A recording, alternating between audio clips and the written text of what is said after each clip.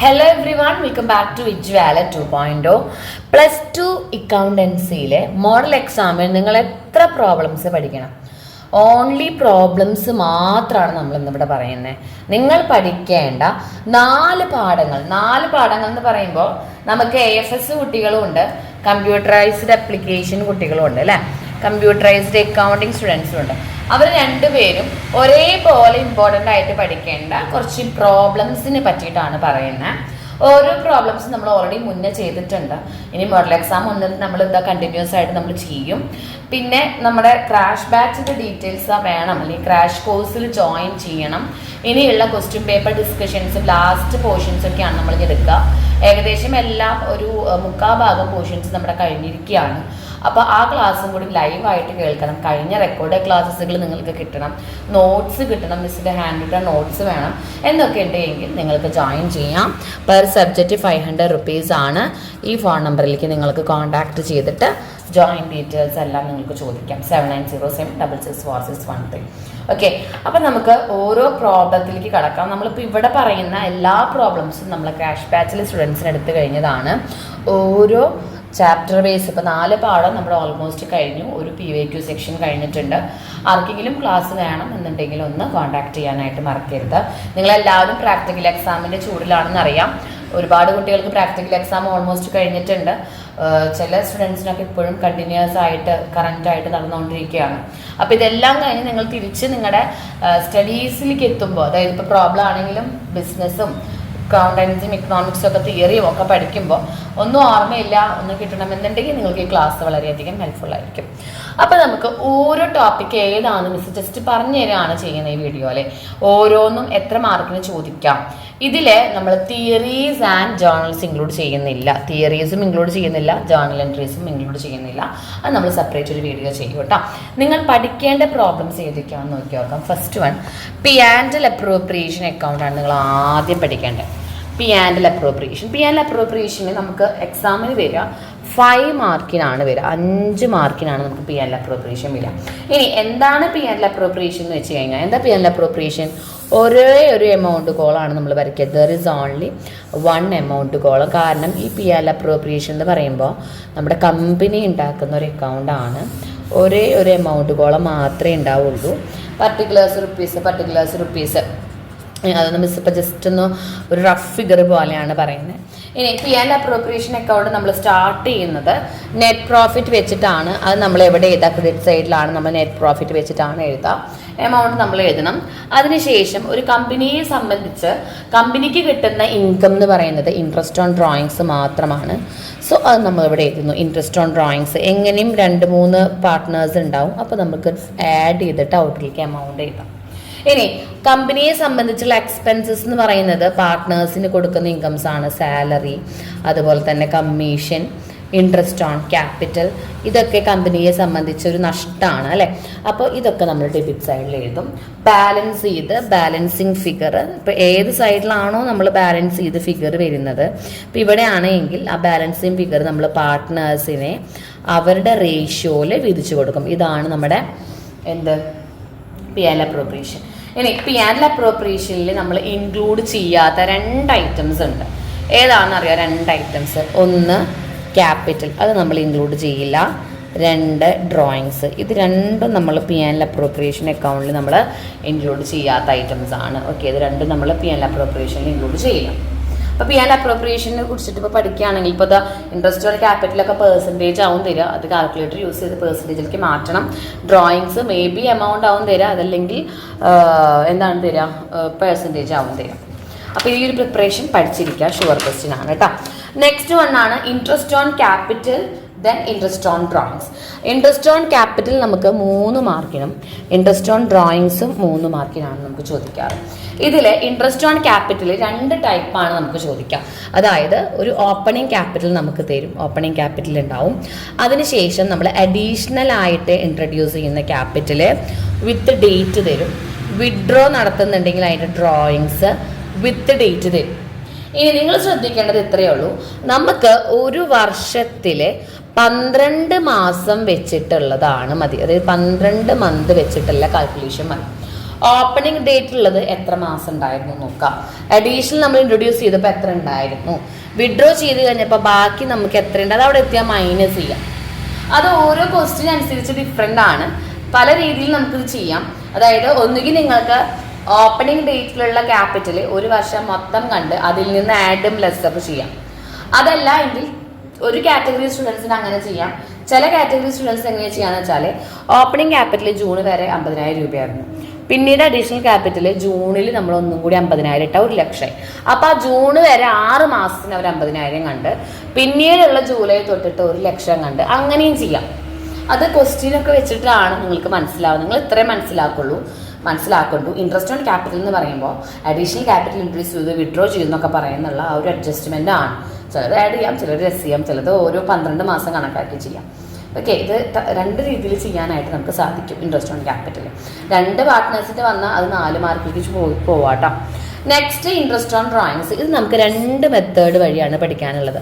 Interest on drawings നമുക്ക് average period വെച്ചിട്ട് കാണാം. അതായത് ആവറേജ് പീരീഡ് എന്ന് വെച്ചാൽ സെയിം എമൗണ്ട് സെയിം ഡേറ്റിൽ സെയിം ടൈമിൽ സെയിം എല്ലാ മന്തും വിഡ്രോ ചെയ്യുന്നുണ്ട് എങ്കിൽ, അതായത് എല്ലാം എവറി മന്തിന് നമുക്ക് ആവറേജ് പീരീഡ് ഉണ്ട് അല്ലേ, 5.5, 6.5, 6 ക്വാർട്ടേർലി ആണെങ്കിൽ 4.5, 7.5 എന്നൊക്കെ ഉണ്ട്.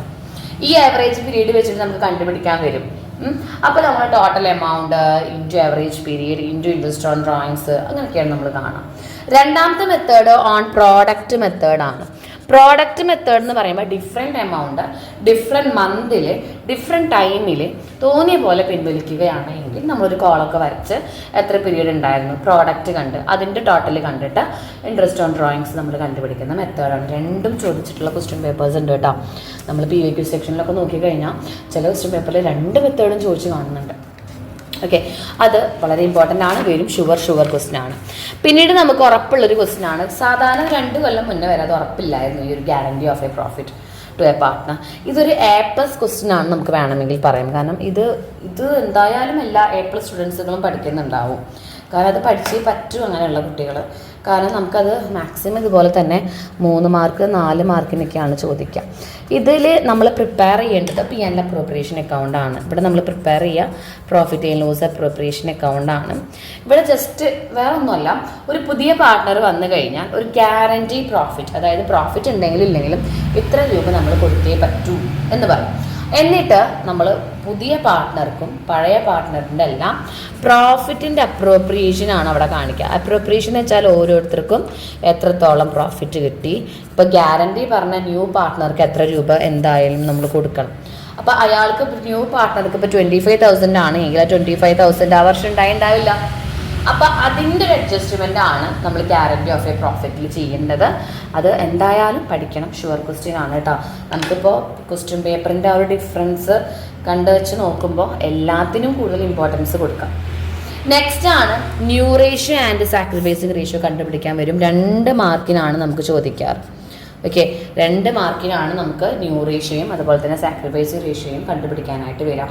ന്യൂ റേഷ്യോ കണ്ടുപിടിക്കാനായിട്ട് നമുക്ക് ഡിഫറെൻറ്റ് എന്താ പറയുക പല സിറ്റുവേഷൻസ് ഉണ്ട്. പല സിറ്റുവേഷൻസ് വെച്ചിട്ട് നമുക്ക് ന്യൂ റേഷ്യോ കണ്ടുപിടിക്കാം. അങ്ങനെ നോക്കുകയാണെങ്കിൽ നമുക്ക് ന്യൂ റേഷ്യോയിൽ നമുക്ക് റിമൈനിങ് ഷെയർ കണ്ടുപിടിച്ചിട്ടുള്ള ക്വസ്റ്റ്യൻ വരാം. പുതിയ പാർട്ട്ണർക്ക് ഇത്ര എമൗണ്ട് കൊടുത്തു എന്ന് പറയും നമ്മളോട്. അപ്പം അത്രയും എമൗണ്ട് കൊടുത്തു കഴിഞ്ഞാൽ ബാക്കി റിമൈനിങ് ഷെയർ കണ്ടുപിടിച്ച് കാണാനുള്ള ക്വസ്റ്റ്യൻ വരാം. അതല്ല എങ്കിൽ നമുക്ക് പുതിയ പാർട്ട്ണർക്ക് നമ്മൾ പഴയ പാർട്ട്ണർ ഇത്രയും ഷെയർ ഫ്രം, അതായത് share surrender by old partners, അതായത് ഓൾഡ് പാർട്ട്നേഴ്സ് സറണ്ടർ ചെയ്ത് കഴിഞ്ഞാൽ പിന്നീട് അവർക്ക് ബാലൻസ് അല്ലേ ഉള്ളൂ, അങ്ങനെ കണ്ടുപിടിക്കാൻ വരാം. അക്വയർ ഫ്രം, അതായത് അത് ഇങ്ങനെയൊക്കെയാണ് തരാം. She acquired half portion from എന്നൊക്കെ പറഞ്ഞിട്ട് നമുക്ക് അത് അങ്ങനത്തെ ടൈപ്പ് ക്വസ്റ്റ്യൻസും ഒരു 3-4 ടൈപ്പുകൾ ഉണ്ട് ന്യൂ റേഷ്യോ കണ്ടുപിടിക്കാനായിട്ട്. ഓക്കെ, ഇതിൻ്റെ ഒക്കെ സെപ്പറേറ്റ് വീഡിയോകൾ നമ്മൾ മുന്നേ ചെയ്തിരുന്നു. പിന്നെ ക്ലാസ്സുകൾ വേണമെന്നുണ്ടെങ്കിൽ ഒന്ന് ചോദിക്കാം കേട്ടോ.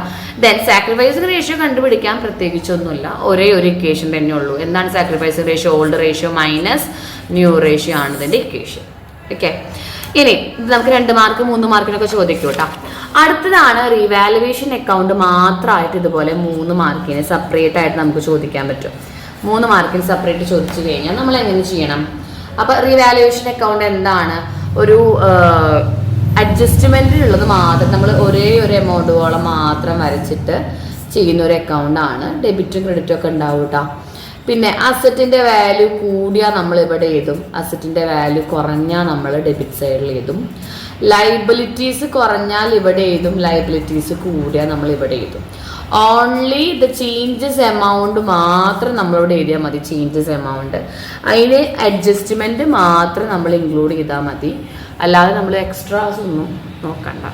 പിന്നെ നമുക്ക് 8 മാർക്കിനും ഇതിപ്പോൾ 6 മാർക്കിലേക്ക് മാറുന്നുണ്ട്. ഇപ്പോൾ 8 മാർക്കിന് ചോദിച്ചിരുന്ന ക്വസ്റ്റ്യൻസ് ഒക്കെ ഇപ്പോൾ നവഡേയ്സ് ക്രിസ്മസ് എക്സാമിലൊക്കെ നോക്കിക്കഴിഞ്ഞാൽ 6 മാർക്കിൻ്റെ 3 ക്വസ്റ്റ്യനൊക്കെ ആയിട്ട് കാറ്റഗറി കാണുന്നുണ്ട്. 8 മാർക്കിന് ചോദിച്ചിരുന്ന 2 ക്വസ്റ്റ്യൻസ് ഒക്കെ ആയിരുന്നു. അപ്പോൾ 8 മാർക്കിനുള്ള essay ക്വസ്റ്റ്യനിൽ നമുക്ക് ഒന്നാമത് റീവാലുവേഷൻ അക്കൗണ്ട് തയ്യാറാക്കാനേ. ഇപ്പോൾ തയ്യാറാക്കിയ പോലെ റീവാലുവേഷൻ അക്കൗണ്ട്, അതുപോലെ തന്നെ പുതിയ പാർട്ട്ണർ അഡ്മിഷൻ്റെ ടൈമിലാണ് കേട്ടോ പാർട്ട്നേഴ്സിൻ്റെ ക്യാപിറ്റൽ അക്കൗണ്ട് തയ്യാറാക്കാനും, ഒപ്പം ന്യൂ ബാലൻസ് ഷീറ്റും. ഇത് 3ഉം കൂടിയിട്ടാണ് നമ്മളോട് 8 മാർക്കിന് ചോദിക്കാറ്. അതൊരു ഷുവർ ക്വസ്റ്റ്യൻ തന്നെയാണ്. ഇതെല്ലാം ഷുവർ ക്വസ്റ്റ്യൻ ആണ്. പിന്നീട് നമുക്ക് ഗുഡ് വിൽ കാൽക്കുലേഷൻ 4 മാർക്കിന് വരെ നമുക്ക് ചോദിക്കാം. 4 മാർക്കിന് ഗുഡ് വിൽ കാൽക്കുലേഷൻ എന്ന് പറയുമ്പോൾ സാധാരണ 2 ഇമ്പോർട്ടൻ്റ് ആയിട്ടുള്ളത്, ഒന്ന് ഏവറേജ് പ്രോഫിറ്റ് മെത്തേഡ് വഴിയുള്ളതും സൂപ്പർ പ്രോഫിറ്റ് മെത്തേഡ്. ഇതാണ് ഏറ്റവും ഇമ്പോർട്ടൻറ്റ്. മെയിൻ നമുക്ക് 4-5 രീതികളുണ്ട്. ഈ 4-5 രീതിയിൽ ഷുവർ എന്താണെന്ന് വെച്ചാൽ വളരെയധികം 100% ഇമ്പോർട്ടൻസ് ഇവർക്കാണ്. പക്ഷെ ഇപ്പോൾ കമ്പ്യൂട്ടറൈസ്ഡ് കുട്ടികളുണ്ടല്ലോ, അവർക്ക് ക്യാപിറ്റലൈസേഷൻ മെത്തേഡും വരുന്നുണ്ട്. അപ്പോൾ നമ്മളത് പറഞ്ഞിരിക്കണം. അപ്പോൾ നിങ്ങൾക്ക് കാണുമ്പോൾ ചോദിക്കേണ്ടാവും മിസ് എല്ലാം ഉൾപ്പെടുത്തിയിട്ടുണ്ട്. കാരണം നമുക്ക് മോഡൽ എക്സാം അല്ലേ, ഫൈനൽ എക്സാം അല്ലേ, നല്ല മാർക്ക് വേണ്ടേ? അപ്പം എല്ലാം നിങ്ങൾ പഠിക്കണ്ടേ? കുറച്ച് മാത്രം പഠിച്ചു കഴിഞ്ഞാൽ എങ്ങനെ മാർക്ക് കിട്ടും? 1-ാം പാഠം 2-ാം പാഠം മാത്രം പഠിച്ചാൽ ഫുൾ മാർക്ക് കിട്ടും? ഇല്ല. പക്ഷെ 4 പാഠങ്ങളിൽ നിന്നും പഠിക്കേണ്ടതായിട്ടുള്ള എല്ലാ പ്രോബ്ലംസും കവർ ചെയ്ത് കഴിഞ്ഞാൽ നിങ്ങൾക്ക് മാർക്ക് കിട്ടുമല്ലോ. സോ അതുകൊണ്ടാണ് ഒരുവിധം എല്ലാ പ്രോബ്ലംസും നമ്മൾ പഠിക്കേണ്ടതൊക്കെ ഇൻക്ലൂഡ് ചെയ്തിരിക്കുന്നത്. ഗെയിനിങ് റേഷ്യോ കണ്ടുപിടിക്കാൻ 2 മാർക്കിനാണ് വരിക കേട്ടോ. New ratio minus old ratio അത് മാത്രം മതി. അവിടെ നമുക്കങ്ങനെ അത്ര വലിയ കാര്യമായിട്ടൊന്നും പഠിക്കാനായിട്ടില്ല. ദെൻ പിന്നീട് നമ്മൾ അടുത്ത പാഠത്തിലേക്ക് കടന്നപ്പോൾ അവിടെ പുതിയതായിട്ട് പഠിക്കേണ്ട ഒരു ക്വസ്റ്റ്യൻ ആണ് റിട്ടയറിംഗ് പാർട്ട്ണറുടെ ക്യാപിറ്റൽ അക്കൗണ്ട്. ഇത് എന്തിനാ കണ്ടുപിടിക്കേണ്ടതെന്ന് വെച്ചാൽ റിട്ടയർ വന്ന പാർട്ട്ണർക്ക് എത്രത്തോളം എമൗണ്ട് കൊടുക്കാണ്ട്, റിട്ടയറിംഗ് പാർട്ട്ണർക്ക് കൊടുക്കാനുള്ള amount due to deceased partner or retiring partner. ഡിസീസ്ഡോ റിട്ടയറിംഗ് ആയ പാർട്ട്ണർക്കോ കൊടുക്കാനുള്ള എമൗണ്ട് ആണ് റിട്ടയറിംഗ് പാർട്ട്നേഴ്സിൻ്റെ ക്യാപിറ്റൽ അക്കൗണ്ട് വഴി നമ്മൾ പ്രിപ്പയർ ചെയ്യുന്നത്. ഓക്കെ, അത് ഒരു ഷുവർ ക്വസ്റ്റ്യൻ ആണ്. ഇവിടെ കുറച്ച് കാര്യങ്ങൾ നമ്മൾ ശ്രദ്ധിക്കാനായിട്ടുണ്ട്. അതിങ്ങനെ പറഞ്ഞാൽ ശരിയാവില്ല. നല്ല ഡീറ്റെയിൽ ആയിട്ട് തന്നെ വീഡിയോ ചെയ്തിട്ടുണ്ട്. ചെയ്തിട്ടുണ്ടെങ്കിൽ അത് കാണാം.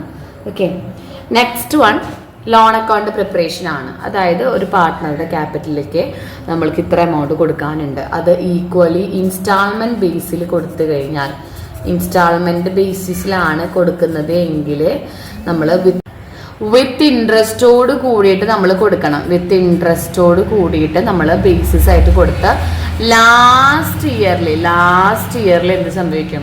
ലാസ്റ്റ് ഇയർ എന്ന് വെച്ചാൽ ഇപ്പോൾ 4 കൊല്ലമാണെങ്കിൽ 4ാമത്തെ വർഷം, 3 കൊല്ലമാണെങ്കിൽ 3ാമത്തെ വർഷം. ലാസ്റ്റ് ഇയറിൽ നമ്മൾ അക്കൗണ്ട് അത് ടാലി ആയി. ഓക്കെ, ലാസ്റ്റ് ഇയർ ടാലി ആയ ആൻസർ ശരിയാണ്. ഓക്കെ, ഇൻട്രസ്റ്റും എമൗണ്ടും ആണ് കണ്ടുപിടിക്കേണ്ടത്.